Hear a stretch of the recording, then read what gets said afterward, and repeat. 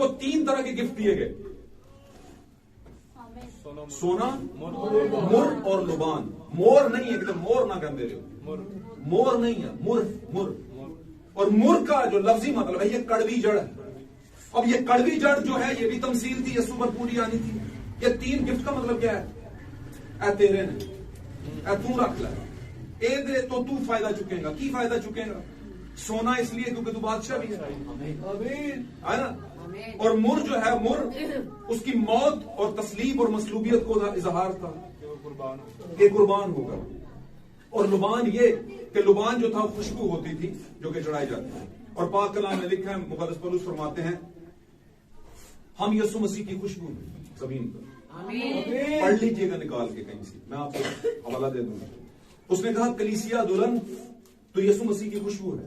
और खुशबू बेसिकली बताती है कि मोतिये का है, गुलाब का है ना, संदल की है, किसकी है? तो इसका मतलब समझते हैं, इसका मतलब यह है कि वो, अच्छा भाई ने बयान किया और पाक कलाम में लिखा है औरत मर्द का जलाल है, लेकिन हर औरत मर्द का जलाल नहीं,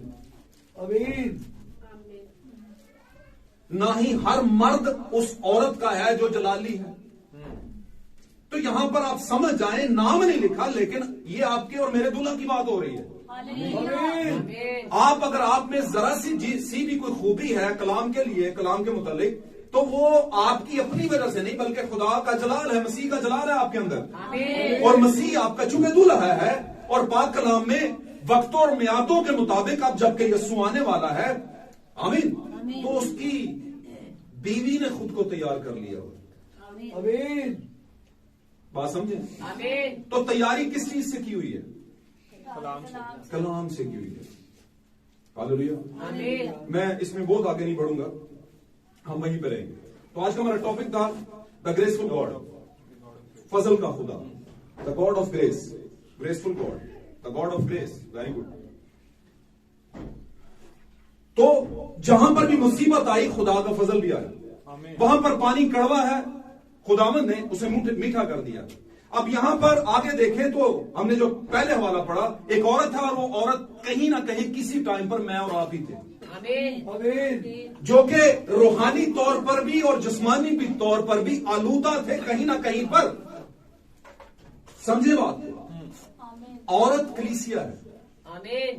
हालेलुया। और अगर वो अपने गुनाहों के बायस गिल्टी पाई गई है, यानी मुजरम ठहराई गई है, तो उस पर लानत आ रही है।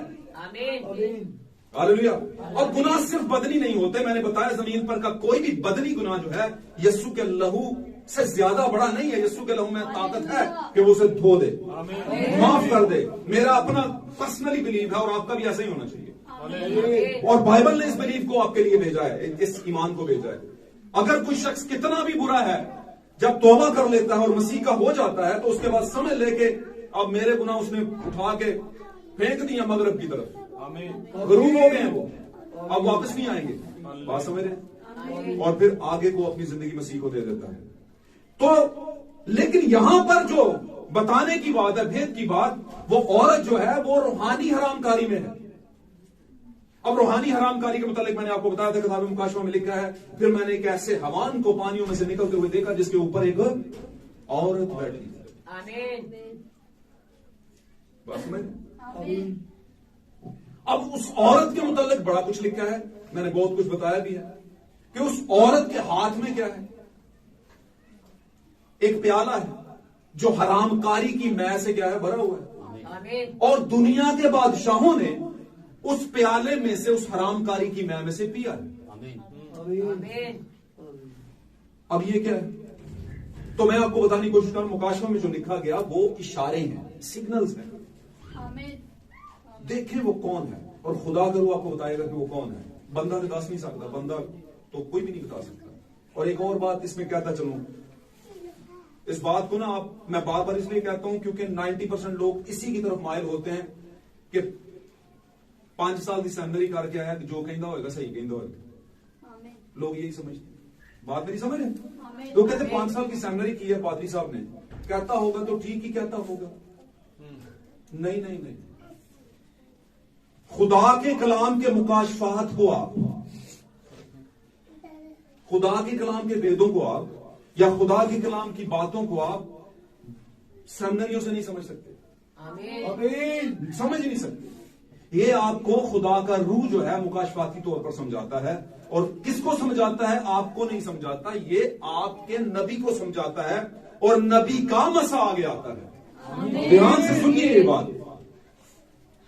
पुराने अहद की तस्वीर ही नए अहद में है। पुराने अहद में कभी भी खुदा काहिनों के ऊपर जाहिर नहीं होता था, या काहिनों को आके नबूवतें नहीं देता था। नबूवतें किनको देता था? नबियों को। और नबियों की नबूवतें काहिनों की तरफ आती थी, और फिर काहिन उस नबूवत को हैकलों में बयान करते थे, इबादतखानों में बयान करते थे। ये एक तरीका। हालेलुया।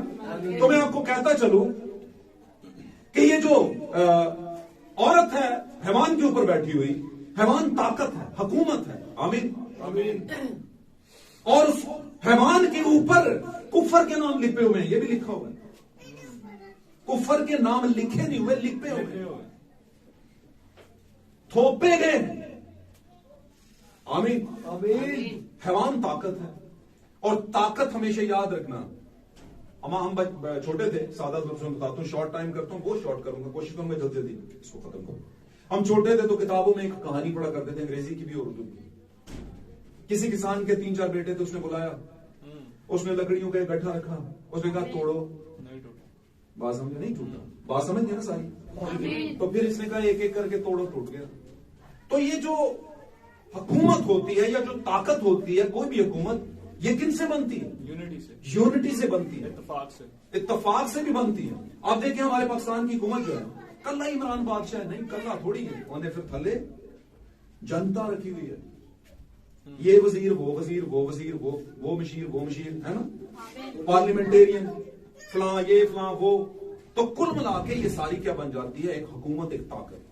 आमीन। अब ये जो औरत है, ये भी हैवान पर बैठी है।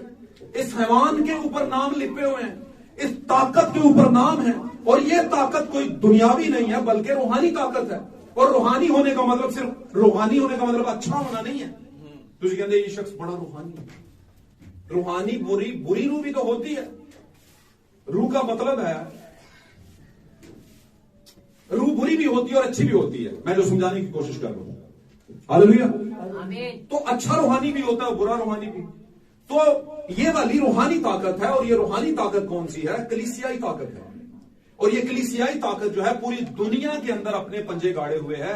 पूरी दुनिया में इसके प्यादे हैं, पूरी दुनिया में इसके कारिंदे हैं जो इसको ताकत देते हैं। और ये इस पर सवार है। और ये कौन है? कसबी है, एक औरत है। और ये सिर्फ एक औरत ही नहीं, जैसे सामरी और यस्सु के पास आई थी, यस्सु के पास आई थी, कह दिया यस्सु वहां पर कुएं में आया और वहां पर सामरी औरत आई थी। और वो सामरी औरत को ठीक औरत नहीं है। बात समझ रहे? और यहां पर ये कहते हैं कि हरामकारी की मैं उसमें से बहुत से बादशाहों ने, इन ताकतवरों ने पी है। इसका मतलब समझते हैं? दुनिया के सारे ताकतवर जितने हैं, हुकूमतें जो हैं, वो इसकी मान के चलती हैं या इसको रिस्पेक्ट देती हैं। और ये कौन है? ये रोमन्स हैं। ये रोमन अंपायर है। इसको रोमन मुमलिकत कहते हैं, रोमन हुकूमत कहते हैं। आमीन। अब ये वो टेंशन है, ये वो पायोडीन है जो जख्म पर लोगों के लगती है और आधे से ज्यादा लोग कलीसिया छोड़ जाते हैं। वो कहते हैं नहीं नहीं, साढ़े खिलाफ बोल रहा है, कैथलिक के खिलाफ बोल रहा है। क्या ख्याल है? आमीन। और वो इस तरफ से अपनी आंखें बंद किए हुए हैं। वो इस बात को अपनी आंखें बंद कर देते हैं कि जी इस पर बात ना की जाए, क्योंकि वो सीखना ही नहीं चाहते। आमीन। यीशु मसीह बकी फरीसियों के सामने था, उनकी आंखें बंद थी और वो सीखना नहीं चाहते थे, वो उसकी नहीं सुनना चाहते। वो कहते थे तू तो अभी 50 का नहीं हुआ, तू इब्राहिम से कैसे मिल लिया तूने। लेकिन कुछ ऐसे थे जो उसके पास थे, जो समझते थे कि वाकई ये ठीक है। हालेलुया। आज भी वही जमाना है। तो औरत कौन है मेरे अजीजों? ये आज की कलीसियाई सिस्टम है, जो पूरी दुनिया की कलीसियाएं हैं। और कुफर के नाम क्या है? क्या है बोले? मैंने बताया था एक बार। ये कुफर के नाम जो हैवान के ऊपर लिपे हुए हैं, हैवान बना ही कुफर के नामों की वजह से। उसकी पहचान यह है कि वो हैवान है और उसके नाम एक नहीं, कई हैं। हाँ जी। मुझे एक बात बताएं, पैदाइश की किताब के 6ठे बाब में जब लिखा खुदा के बेटों ने, बोले आदमी की बेटियों को, तो हम ये नहीं कह सकते कि उससे बेटे हुए नहीं थे, ये तो नहीं कह सकते। लेकिन खुदावंद ने ये क्यों लिखवाया? खुदा के यहां बेटे होते हैं और आदमी के यहां क्या है, बेटियां हैं जो प्रोमिनेंट हैं, जो कि नुमाया होके आती हैं।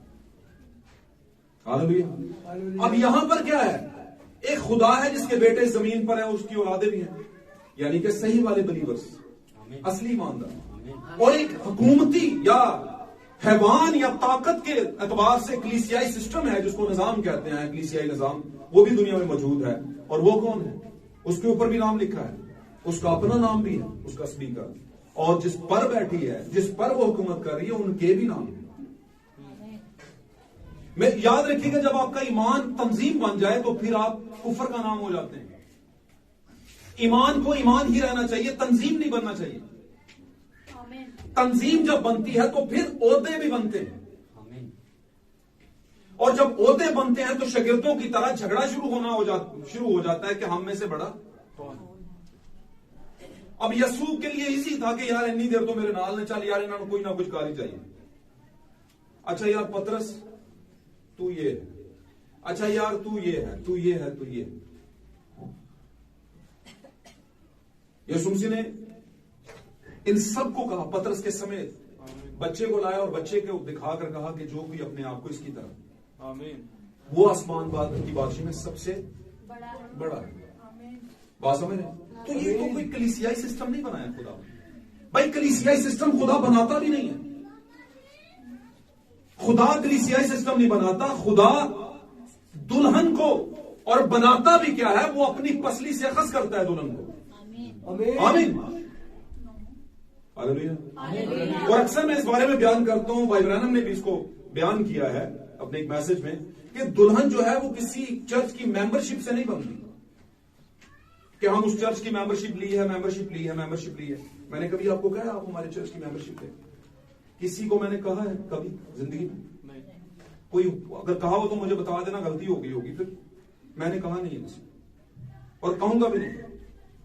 क्योंकि मेंबर्स जो हैं, मेंबर्स होना या मेंबरशिप लेना, मेरी बात को गौर से सुनना, ये कलीसिया होती है जो मेंबरशिप लेती है, लेकिन जो दुल्हन होती है वो मेंबरशिप के साथ दुल्हन नहीं है। आमीन। उसे मेंबरशिप से कोई गरज नहीं है। उसे बस ये गर्ज है कि इस मज़बा से मुझे सही खुराक मिलती है, मैंने लेनी है। आमीन।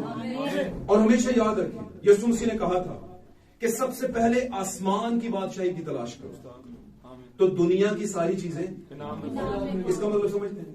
आप कहते हैं मेंबरशिप ना लवांगे तो साढ़े बच्चे का सर्टिफिकेट कैसे बढ़ेगा, है कोई हमारी बच्ची का निकाह कैसे करेगा, है कोई हमें चिट्ठी कैसे देगा, कोई हमारे लिए मोहर कैसे लगाएगा।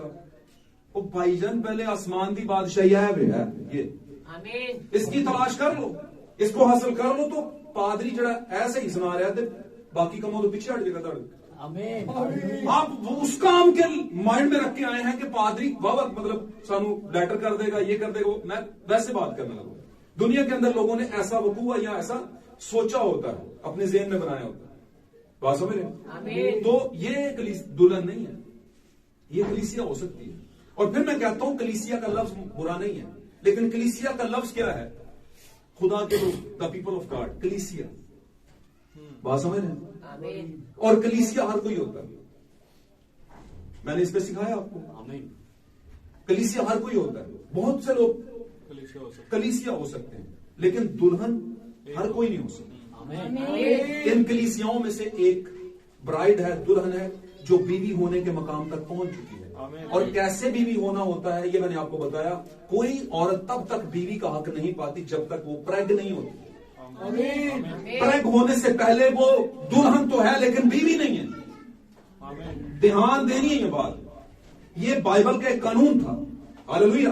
और मैं उस पॉइंट पर बात कर रहा हूं जो कि आपको एक मजबूत हक देता है, और वो है आपकी औलाद का आना। पाकना में लिखा औरत औलाद होने से इज्जत पाएगी। हालेलुया। तो कलीसियाएं जो हैं अभी तक बकौल इस जमाने के मैसेज और भेदों के मुताबिक अगर हम इसका रिजल्ट निकालें तो कलीसियाएं अभी तक प्रेग नहीं है। आमीन। प्रेग कैसे होंगी? वो छोटी सी किताब तो खाई नहीं उन्होंने। बात समझ रहे हैं? अब गौर से सुननी ही बात, और अब आज का टॉपिक नहीं बोलना। टॉपिक क्या था? The graceful God. फजल का खुदा, the God of grace. Okay, कुछ भी कहें। तो मेरे अजीजों, पुराने अहदनामे में ही हमें कुछ पॉइंट्स ऐसे दिए गए हैं जहां पर हम जब पढ़ते हैं तो हमें पता चलता है कि कड़वा पानी तो लानत की अलामत था। ये सफर करके आए हैं, कलीसिया सफर करके आई है। आगे चल के अब कलीसिया की यही पहचान है, भाईजान पहचान बीच में लिखी हुई है। क्या है?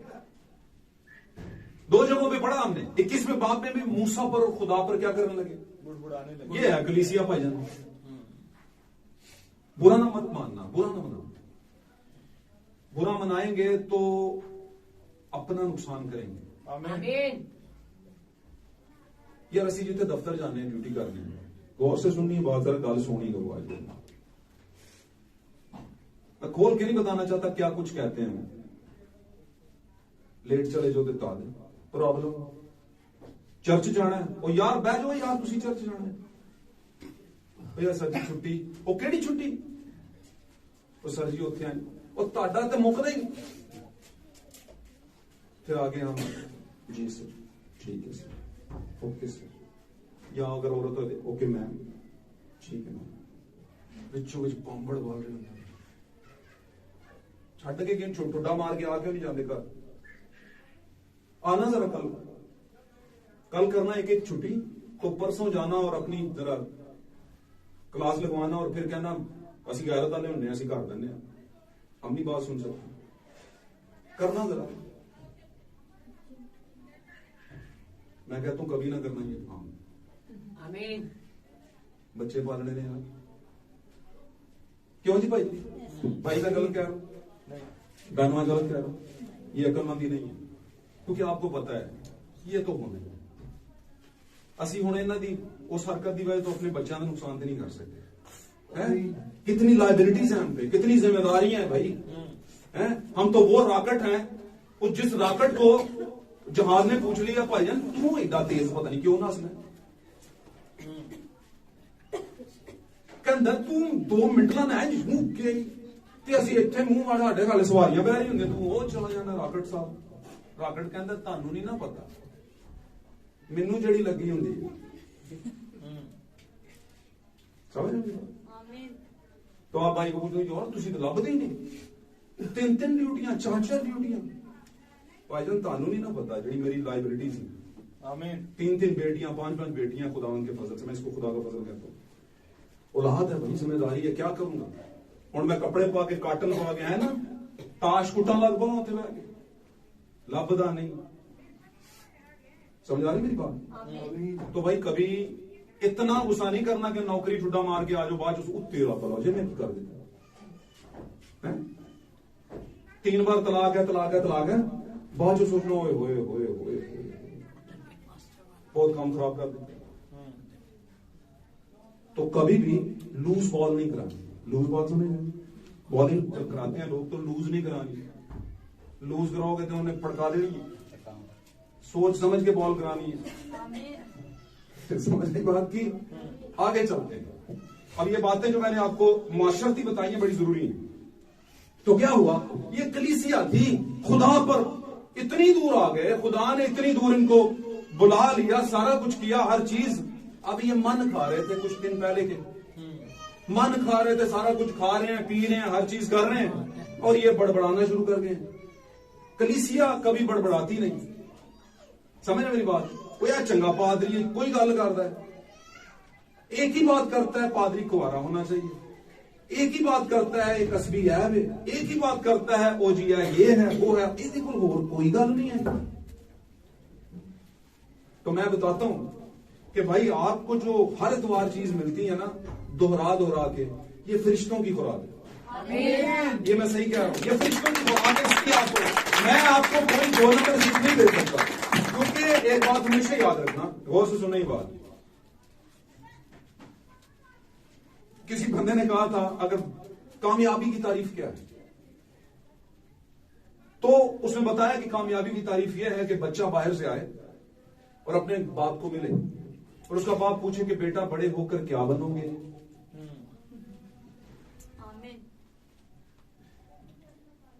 और जो पूछने वाला है हाथ में खंबा पकड़ा हो, खंबा कहते हैं बड़ी बोतल को, बड़े होके क्या बनोगे। अब वो डेली स्कूल से आता देखते अब्बा जी हाँ जी अच्छा,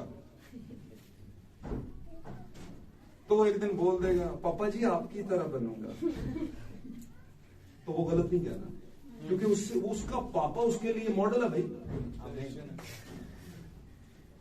अब पापा को थोड़ी देर के लिए हटा दें, बड़ा भाई कर लें, समझ आई मेरी बात? तो बच्चे के लिए कामयाबी क्या है? जो उसका बाप है उस तरह का कुछ होना चाहता है। अब बाप खुद ही हिसाब ला ले कि कल उन्हें ना कहे कि की हो गया मेरे, और मैं बताऊं ऐसे केसेस हैं भाई। जब वक्त था हमें खुद को सेट करने का कि बच्चे हमें देख के कुछ, तो हमने कहा है कि बच्चे ने ना उनकी पता है कौड़ी चीज की होती है, मीठी चीज की होती है, या सिगरेट क्या होता है उनको नहीं पता। नहीं, उनको सब पता है, वो ऐसे माहौल में बड़े हो रहे हैं भाई। इसी तरह औरतों की भी बात है, बेटी माँ से यही पूछेगी, और बेटी और माँ जो है ना बड़ी करीब होती हैं एक दूसरे के, जहां तक मुझे पता है ना इस बारे में। ओके, तो ये बातें मुआशरत की, बड़ी गौर से समझनी इन बातों को। आपको कहीं ना कहीं पर आपके बच्चे वॉच कर रहे हैं, ऐसे ही बनना शुरू हो जाएंगे। तो आपने किस दुनिया नहीं बदलनी, आपने खुद को बदलना। आमीन। तो ये लोग बड़बड़ाने लगे खुदा पर भी और नबी पर भी, जो इन्हें दिया गया, रहनुमा दिया गया, तो खुदा को ये पसंद नहीं आया। आमीन। और लिखा है कि वहां पर खुदा ने अगली आयत में, जहां पर हम कड़वे पानी से आगे निकल आए, उस आयत से आगे की बात कर रहे हैं, तो खुदा ने वहां पर क्या कर दिया? सांप भेज दिया भाई जलाने वाले। मुझे एक बात बताएं, ये जलाने वाले सांप किसने भेजे थे? खुदावन ने। उसी खुदा ने जिसने अदन में सांप भेजा था। आमीन। गल नूं गौर ना सुने हो, लोग कहोगे, तुसी कहोगे खुदा मतलब भेज रहा सी। जी बिल्कुल, खुदा खुद चाहता था। आमीन। और खुदा ने उस सांप को वहां पे रखा हुआ था इसी काम के लिए। आमीन। और इब्लीस आया और उसने सांप का इस्तेमाल कर लिया। हालेलुया। आमीन। मेरी बात समझ रहे हैं? आमीन। अब ये जो लोग थे, मैंने एक बार बताया था कि जब मिस्र से निकले तो कहने को ये सारे कौम थी खुदा की, लेकिन इन्हीं के अंदर कायन की नस्ल भी थी और इन्हीं के अंदर सेत की नस्ल भी थी। ध्यान ना गल सुनो। आमीन। कहने को ये सारे नस्ले आदम थे। कहने को कायन जब चढ़ा रहा था मज़बा के ऊपर फल और सब्जियां, और दूसरी तरफ वो बर्रे का गोश्त और चर्बी, बात समझ रहे हैं, हाबल, तो वहां पे नजर आता है कि दोनों को पता था कि इबादत कैसे करनी, चर्च जाना है, आमीन, खुदा का मसला बनाना है, खुदा माफ करता है, लेकिन चीज कौन सी चढ़ानी है ये नहीं पता था। आमीन। ये इन दोनों में से एक को पता। और एक को क्यों पता था? क्योंकि एक जिस बंदे का बीज था वो बंदा खुदा का बीज था। आमीन। बात समझ रहे हैं? आमीन। ओके, मुझे एग्जैक्ट टाइम बताओ। मुझे जी 12:40। ओके, बस हम अब बिल्कुल क्लाइमेक्स पे पहुंचने वाले हैं, ठीक है जी, यानी रिजल्ट निकलने वाला है। क्योंकि मैंने इसलिए, क्योंकि कुछ बच्चे रात को जागते रहते हैं, दिन को फिर सोते हैं। तो मुझे कुछ लोगों ने कहा भाई जी कलाम छोटा करा करो, लोग तो सौ लाख। मैंने कहा तो उनके लिए ये आयत है, सोने वाले जाग मुर्दों में से तो खुदा का रूह तुझ पर, नूर तुझ पर चमकेगा। आमीन। आमीन। तो कोई बात नहीं, कुछ 5-10 मिनट और वेट कर ले। तो क्या हुआ, मैं जल्दी से आज का टॉपिक है खुदा फजल का खुदा है, और फजल की निशानियां पुराने अहकाम में मौजूद हैं। वहां पर पानी जब कड़वा था, खुदा ने फजल किया, उसको मीठा किया, और मीठा ऐसे ही नहीं हो गया, कोई आया नहीं पेड़ नहीं, खुदा ने एक पेड़ दिखाया। पेड़ तो बहुत थे लेकिन एक ही दिखाया। आमीन। उसने कहा अब हर दरख्त की जड़ पर, यूहन्ना कहता है, कल्हाड़ा रखा गया है। जो दरख्त, इसका मतलब है दरख्त और भी हैं, लेकिन कुछ ऐसे हैं जो सही फल नहीं लाते, और जो सही फल नहीं लाते उनको काटा और कहां पे डाला जाएगा? लेकिन याद रखना, जो सही दरख्त है वही सही फल लाएगा, और सही दरख्त जो है वो पेड़ है जो कड़वे को मीठा करता है। आप अगर सही पेड़ की शाखें हैं, सही पेड़ की जड़ में लगे हैं, सही पेड़ का बीज है, यानी यीशु मसीह का बीज है, यीशु मसीह की पसली से जब नेजा लगा तो खून और पानी से पैदा हुए हैं, तो फिर आप दूसरे पानियों को मीठा करेंगे। हालेलुया। जो दूसरी दुनिया के लोग हैं, लोग उनको मीठा करते हैं। हालेलुया। आप चाहे 10,000 लोगों में बैठे हो, आपकी मिठास फर्क होगी। हालेलुया। आप चले जाएं बेकरीज की, हम मिसाल ले लेते हैं, आप अपनी शहर इस्लामाबाद पिंडी में चले जाएं, चंद ही ऐसी बेकरीज हैं जहां पर आप कहते हैं यार मैंने लगता है तहजीब है ना। ये केक कहां से आया है? बच्चे बोलेंगे बच्चे बहुता केक खाने में, बट देर तो बेचारे खवाते बोले वो वेरी गुड वेरी गुड। ये भी ठीक है, ये भी ठीक है। हाँ मुझे पता है अमेरिका कितने में जो कुछ है वही है, ये भी ठीक है। हम भी जब आईलैंड में रहते थे महाबा स्वीट सारा कुछ चंगी ये भी लगती है, बाद में पता चले हो नहीं यार दुनिया में और भी बड़ी टॉप की चीजें खाने पीने के लिए। आमीन। तो तहजीब एक बड़ा नाम है और वाकई, और वो बहुत इतनी सी चीज बहुत महंगी है। क्यों महंगी है? क्योंकि उसमें एक स्टैंडर्ड है। आमीन आमीन आमीन। अब मैं आपको बताने की कोशिश कर रहा हूं भाई, अजीज बेटियों बेटो, इस बात को गौर से सुने। जब वो वहां पर बड़बड़ाने लगे तो खुदा को अच्छा नहीं लगा और खुदा ने जलाने वाले सांप भेज दिए। अब ये जो इलाका था, ये इलाका मैं आपको बता दूं कादस बर्नी का इलाका था। इससे आगे समझ लें कि आपने जाना है लाहौर जाना है मिसाल के तौर पर, या यूं समझ लें कि आपने बठाने कालम पे जाना है, तो 2 दिन का सफर है। तो 2 दिन का सफर रह गया बठाने कालम में। खुदावन ने कहा था जाना पिंडी, तो आपने यहां पर बड़बड़ाने शुरू कर दिया और खुदावन ने 40 साल आपको यहीं पे, उसने कहा और नहीं तुझे जा सकते। 2 दिन का सफर था, 40 साल यहीं पर लगे। कादिस बर्नी यानी कि कादिस का मतलब है कदूस पाक, वो मकाम जहां पर पाकीज़गी है, यानी वहां पर ठहरे जहां पर इन्होंने अब उड़ना ही था। तो आज भी कलीसियां यस्सु के कदूस नाम को लेकर के खड़ी हैं, लेकिन बड़बड़ा रही हैं खुदा पर भी नबूवत पर भी। और यस्सु ने कहा था ऐ यरूशलेम यानी ऐ कलीसिया, तू जो नबियों को कत्ल करती आई है, यानी नबूवत का कत्ल करती आई है, नबूवत को मानती नहीं है तू। हालेलुया। बहुत बार मैंने नबी भेजे और इसलिए भेजे ताकि बहुत बार चाहा कि तुझ पर सलामती की नजर हो, लेकिन तूने नहीं चाहा। अब यहां पर बड़बड़ाए और ये कलीसिया है। हालेलुया। और जब बड़बड़ाए तो वहां पर सांप आए, और मेरे जीरो जब सांप आए तो एक बात हमेशा याद रखना, आज का मेरा टॉपिक है द ग्रेस ऑफ गॉड, खुदा का फजल और फजल का खुदा, ग्रेसफुल गॉड। आमीन। तो वहां पर वो मूसा जिसके खिलाफ बोल रहे थे उसी को बोल रहे थे दुआ कर, है ना। जब दुआ करने को कह रहे थे तो मूसा, चूंकि यीशु मसीह की तमसील था, मूसा ने दुआ की और फिर हुआ क्या, खुदा ने मूसा की सुनी और खुदा ने कहा एक और जलाने वाला सांप बना। एक और तो क्या कर जलाने वाला। और इसका हवाला लिख लें आप अपने पास, मैं आपको हवाला रखा देता हूं, लिख लें। सलातीन की किताब के अंदर है ये हवाला, और ये जल्दी से लिखेंगे आप, मैं आपको दिखा देता हूं। हालेलुया।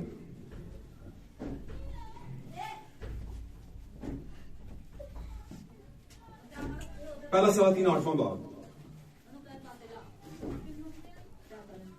और पहली आयत से लेके 6ठी आयत तक है, इसको 4थी आयत तक, इसको आप लिख लेना, मैं आपको जरा पढ़ा दूंगा, बाद में लिखवा दूंगा आपको। तो यहां पर क्या हुआ, खुदावंद ने कहा कि तू एक सांप बना और वो ब्रास का, वो पीतल का हो, पीतल का सांप बना और उसके बल्ली पर लटका दे। लेकिन उसने कहा ये जलाने वाला सांप बना। हालेलुया। अब ये सांप भी जलाने वाला है। ये किस तरह का जलाने वाला है? ये पीतल का, ये भी जलाएगा। हालेलुया। और वो भी निकले हैं जलाने के लिए, वो डंग मारते हैं, डसते हैं तो लोग जलते हैं और उससे मौत होती है। आमीन। मुझे एक बात बताएं, जब कोई सांप इस तरह का हो जैसे मांबा है या दीगर और सांप है, जब किसी को डसते हैं तो डॉक्टर बयान करते हैं, मेडिकल ट्रीटमेंट ये बयान करता है, मेडिकली डॉक्ट्राइन ये बयान करती है कि वो विद इन मिनट्स जो है, कुछ ही मिनटों में उसकी डेथ हो जाती है। 1 मिनट भी मुश्किल से, सेकंड्स बल्कि कह लें, इतना तेज जहर होता है। बात समझ रहे हैं? और यही मामला वहां पर थे, लोग तड़प रहे थे और मरने को थे। और इस टाइम पर लोग अपने बच्चों को और दीगर को कह रहे थे इसकी तरफ देखो, इसकी तरफ देखो। आमीन। इसकी तरफ देखो। हालेलुया। इस पर नजर करो, इस पर नजर करो, उस सांप पर, उस जलाने वाले सांप पर। आमीन। लेकिन वो जो जलाने वाला सांप है उसके जलाने में फर्क है और इनके जलाने में फर्क है। ये मौत वाली जलन है। उसने कहा और जो सही लिबास में ना पाए गए, बर्रा की शादी में, नए अदनाम में लिखा है, जो बर्रा की शादी में सही लिबास में ना आए, उनको क्या किया गया? उठाया और आग की झील में, जहां रोना और दांतों का, जिसका कीड़ा नहीं मरता, आग नहीं बुझती। वो सांप जला रहे थे इनके गुनाहों के बायस, लेकिन ये भी एक सांप है, हालेलुया, जो कि एक तमसील है, जिसको देखने से इनकी जलन दूर होती है और एक नई जलन पैदा होती है। और वो कौन सी जलन है? खुदा के रूह की जलन। खुदा के रूह की आग की जलन है, बहुत अच्छा है, हालेलुया। लेकिन हमेशा याद रखना, खुदा तरतीब से बड़ा है, और खुदा ने जब एक तरीका दिया है तो वो तरीका जो था वो खुदा नहीं था। मेरी गल समझो। आमीन। जब खुदा ने यसाया को भेजा तो यसाया को की प्रस्तुत करना उन पे लागू नहीं था। यसाया एक इंसान था, एक नबी था, यसाया की प्रस्तुत नहीं करनी थी। यसाया ने जो कहा था उस बात की प्रस्तुत करनी थी। मेरी बात समझे। और जो यसाया ने दिया था फॉर द टाइम बीइंग दिया था, उस टाइम पर दिया था, उस टाइम से आगे भी खुदा बढ़ता था। और जब खुदा आगे बढ़ता था तो आज तक खुदा आगे बढ़ रहा है, जब तक वो आए ना। जब वो आ जाएगा फिर वो आगे बढ़ना बंद होगा। मैं मिसाल देने लगा हूं, जब अब्दियत होगी उसके बाद वो आगे बढ़ना बंद हो जाएगा। वैसे तो जब दुल्हन चली जाएगी आसमान पर, खुदा उस वक्त भी बढ़ रहा होगा, क्योंकि आगे 1,40,000 के लिए उसे बढ़ना पड़ेगा। और फिर पीछे 5 कुमारियों की तमसील जो लोग हैं उनके लिए भी बढ़ना पड़ेगा, और फिर बादशाह और फिर अब्दियत आ जाएगी, उसके बाद बढ़ना बंद हो जाएगा। और जो कि कायनात के 7 दिन दिए गए हैं, ये 7 दिन खत्म होकर 8वें दिन में इंसान चला जाएगा। और वो 8वां दिन कौन सा है? अब्दियत है। हालेलुया। बात नहीं समझे तो वहां पर उनको ये रहम के तौर पर, फजल के तौर पर एक सांप की जो है बल्ली के ऊपर शक्ल बनाकर दी गई। लेकिन लोगों ने क्या किया? उन्होंने कहा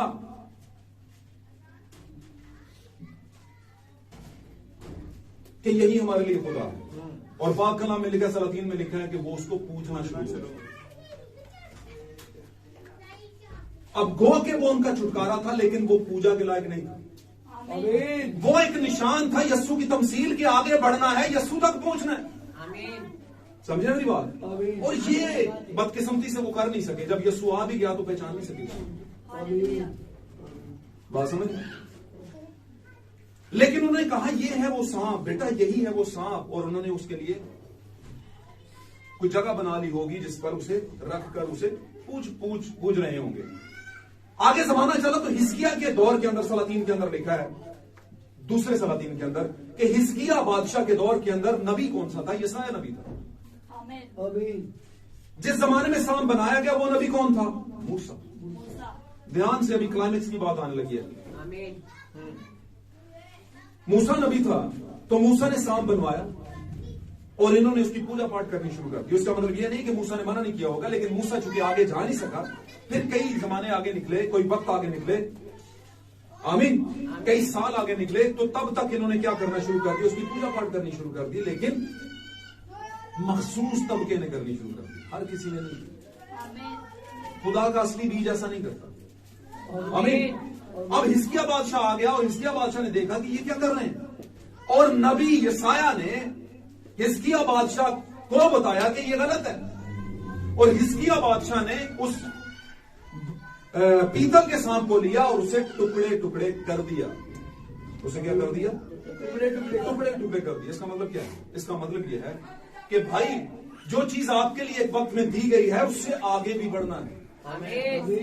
हालेलुया। बात को समझे।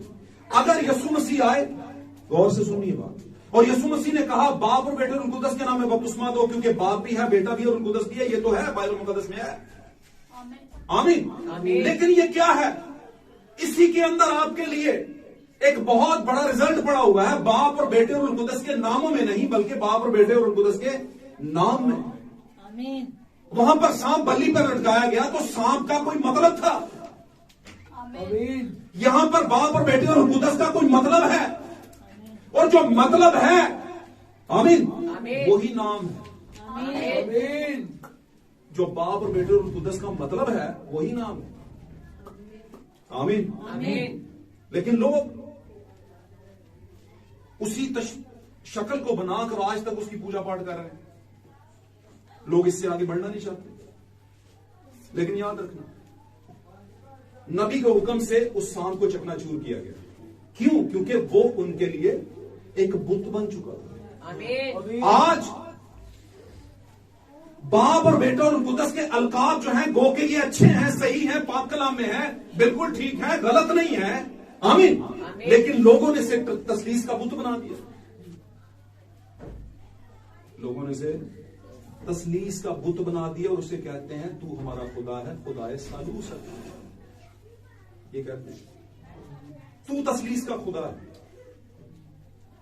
हमें तू दिया गया, बस हम तुझे जानते हैं। हम तो नहीं किसी शागिर्द की, किसी रसूल की बात मानते, हम आगे बढ़ने को नहीं मानते। हम ये जानते हैं कि तू बाप और बेटा और कुदस है और हम तुझी में पैदा होंगे, तुझी में मरेंगे, सारा कुछ। आमीन। आमीन। जब मेरे अजीजों पहली कलीसिया शुरू हुई, इफिसस की कलीसिया, और बाद में 325 के अंदर रोम ने सर उठाया, मार्टिन लूथर ने वहां पर से आगाज किया, तो मार्टिन लूथर की कलीसिया, जब मार्टिन लूथर के जाने के बाद उसकी कलीसिया ने भी क्या किया, एक बुत बना लिया। और वो बुत क्या था? कलीसिया को तंजीम बना दिया। और उन्होंने कहा इसके बाद जो फरिश्ता आया उसकी तालीम को हम नहीं मानते, हम उसी की तालीम को मानेंगे। और वो एक तंजीम बन गई, एक बुत बन गए, उसी में अटके रहे। फिर जमाना आगे बढ़ा, अरेनियस आया, कोलंबस आया, मार्टिन आया, मार्टिन लूथर आया, और फिर जॉन वेस्ली आया। यहां तक के लोग के पिछलों के जो भी फरिश्तगान आए, उनके लिए लोग आए, उनको तालीम दी, तो उन्होंने उसका क्या बना लिया? बुत बना लिया, और उससे निकले नहीं। जबकि चाहिए क्या था? पहले कलीसिया फरिश्ते ने बताया था अभी हमें आईना में धुंधला दिखाई देता, और पहली कलीसिया का फरिश्ता कौन था? मुकद्दस पौलुस। उसने किताब करंथस में लिखा कि अभी हमें आईना में, करंथों की किताब के 13वें बाब में, आईना में धुंधला दिखाई देता है। इसका मतलब क्या है? लेकिन उस वक्त रूबरू देखेंगे। आमीन। और मैं ईमान रखता हूं कि अब पौलुस देख रहा है उसको रूबरू। कैसे रूबरू देख रहा है? क्योंकि उसे पता था कि मुकाशवा 10:7 के अंदर लिखा है कि जब 7वें जमाने का फरिश्ता नरसिंगा फूंक रहा होगा, तो खुदा का वो पोशीदा मतलब जो उसने अपने बंदों और अपने नबियों से छुपाया था, पोशीदा रखा था, वो पूरा हो जाएगा। आमीन। तो पूरा कब होना था? 7वें जमाने के अंदर। आमीन। लेकिन पिछली कलीसियाएं आगे बढ़ी नहीं। अब मुझे बताएं, आज भी दुनिया के अंदर प्रोटेस्टेंट हैं, प्रोटेस्टेंट चर्चेस हैं कि नहीं? लेकिन वो एक तंजीम है, एक मिशन है, वो आगे नहीं बढ़े। वो तो नहीं मानते खुदा वाहिद को, वो तो ट्रिनिटी को मानते हैं। और बहुत से ऐसे हैं जो आगे नहीं बढ़े और उन्होंने बुत बनाया। और बुत क्या होता है? किसी चीज को लेकर के उसकी पूजा पाठ और उसी पर रुक जाना। आमीन। और इन्होंने भी ऐसा किया। इन्होंने, मेरे अजीजों, इस बात को समझेगी, इस बात बड़ी खास बात है। इन्होंने उस सांप का जिसने इन्हें जलाने से बचाया था, उसका बुत जो है, जो बना हुआ था, पूजा पाठ करनी शुरू कर दी, नजरिया बना लिया। लेकिन खुदा को पसंद नहीं है। उसने यसाया नबी के जरिया से हिजकिय्याह बादशाह को कहा, और हिजकिय्याह बादशाह ने उसे तोड़ दिया। आमीन। यानी उस बुत को, जो एक तंजीमी सिस्टम का बुत है, उसे तोड़ दिया। आमीन। आमीन। आज भी आप देखें, आप बोले मिसाल के तौर पर एक चर्च का बंदा दूसरे चर्च में जाना पसंद नहीं करता। क्यों? क्योंकि एक बुत बना हुआ है और बहुत से नजरियात को लेकर के वो सच्चाई से दूर हो चुके हैं। लेकिन खुदा जो कि रहम का खुदा है, फजल का खुदा है, ग्रेसफुल गॉड है, द गॉड ऑफ ग्रेस है, वो हमें हर वक्त इसलिए अपना फजल अदा करता है ताकि हम इस कड़वे पानियों जैसी कलीसियाई सिस्टम में से बाहर निकले और मीठे हो जाएं। हालेलुया। इनको खुराक अच्छी मिल रही थी। मैं आपको बताता हूं, जिनको सांपों ने काटा, इनको खुराक अच्छी मिल रही थी। गौर से सुनिए बात। क्या मिल रहा था इनको? मन क्या था? आसमानी खुराक। और आसमान के फरिश्तों, पौलुस कहता है वो आसमान फरिश्तों की गज़ा थी। हालेलुया। आमीन। आमीन। अब उस मन को ये नकमी खुराक कह रहे थे। आमीन। नकमी क्यों कह रहे थे? उकता गए थे, रोजा ही खुआई जाने साथ, रोजा ही खुआई जाने, इसलिए कह रहे थे। बात समझ रहे? और वो कहते थे हमें वो याद आता है, वो धनिया, वो पुदीना, वो सारी चीजें मिस्र की। और मिस्र में से लिखा है क्यों निकाल लाया है? क्यों निकाल लाया? खुदा इससे नाखुश हुआ और इन पर सजा आई। मैं आपको एक बात बताना चाहता हूं, वो जो मन उतरा था उनका जायका कैसा था? देसी घी के मारे और शहर। शहर। अब जब बात आई है मन की कि उसका जायका शहद की माने था, तो थोड़ा तो मुकाशवा में चलते हैं। हमारे जमाने का मन क्या है? जो आसमान से उतरा है। और लेकर कौन उतरा था? मुकाशवा के अंदर एक जोरावर फरिश्ता यूहन्ना के लिए उतरा था।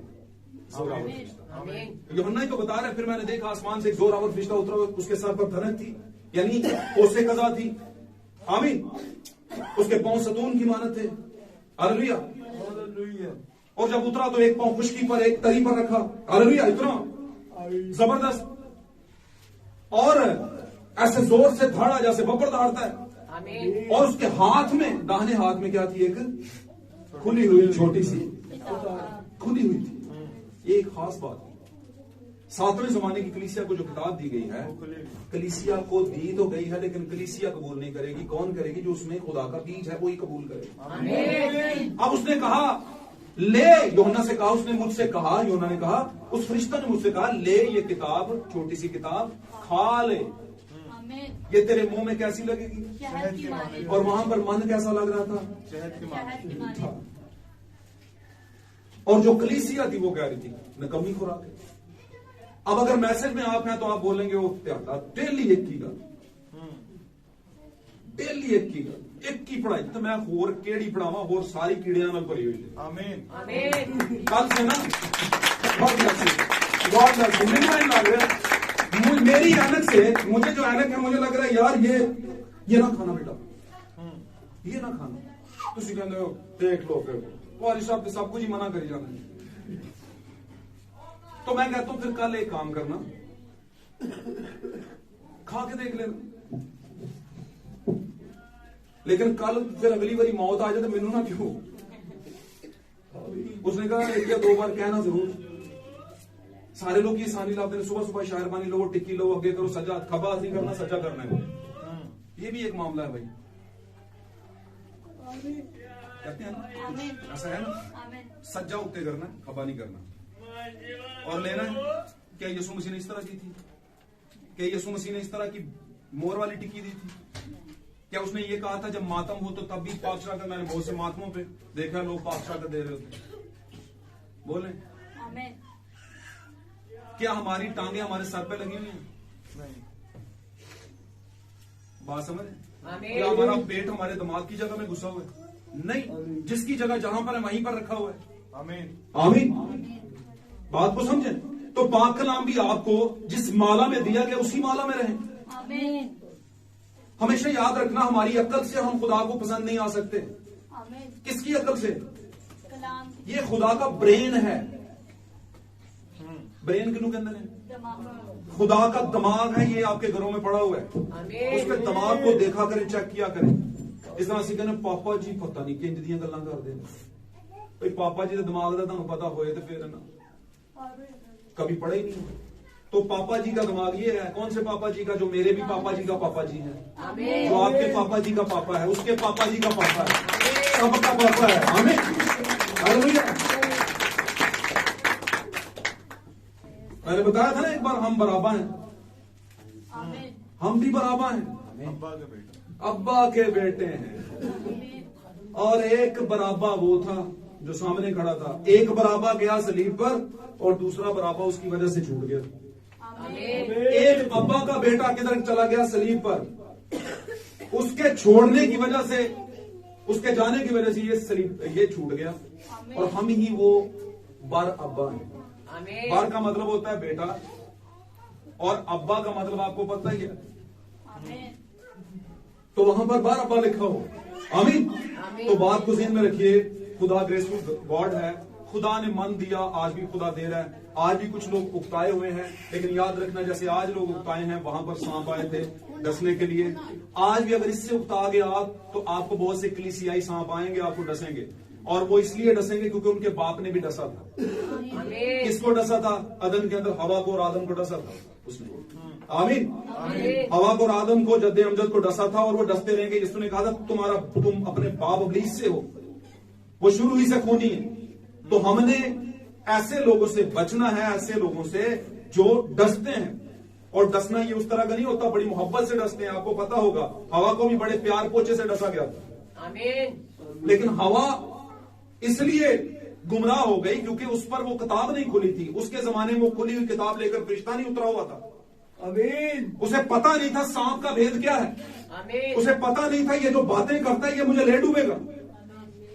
पूरी नस्ल, भाई ब्रानम कहते हैं, आज पूरी दुनिया के अंदर जितने भी कब्रिस्तान भरे हुए हैं, जितने भी, वो हवा की वजह से। आमीन। और हवा कौन थी? मर्द था कि औरत? औरत। इसीलिए उसने कहा औरत कलीसिया के मजमा में उससे सिखाने का हुक्म नहीं। बल्कि चुपचाप सीखे।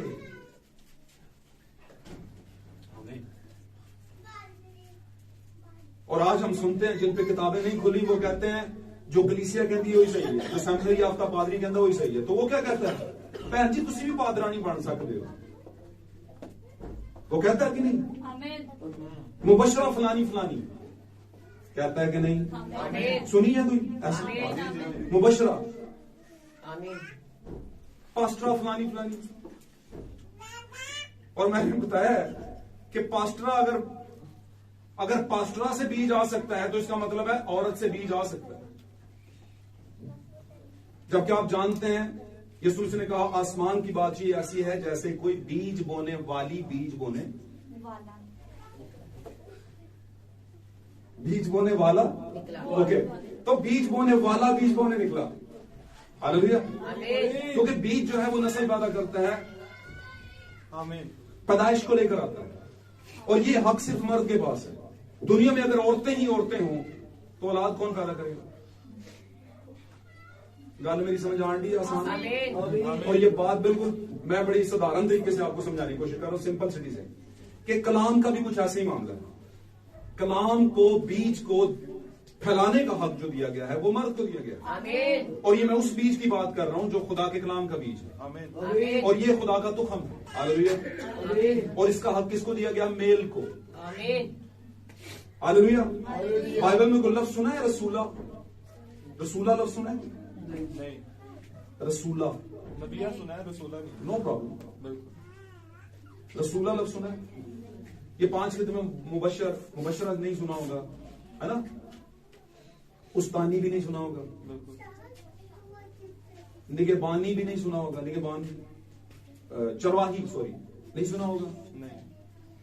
अब आप ये कह सकते हैं देखो जी मैं तो हम गए थे गांव में तो वहां पे एक लड़की थी, औरत थी, वो बकरियों को चरा रही थी, भेड़ों को चरा रही थी।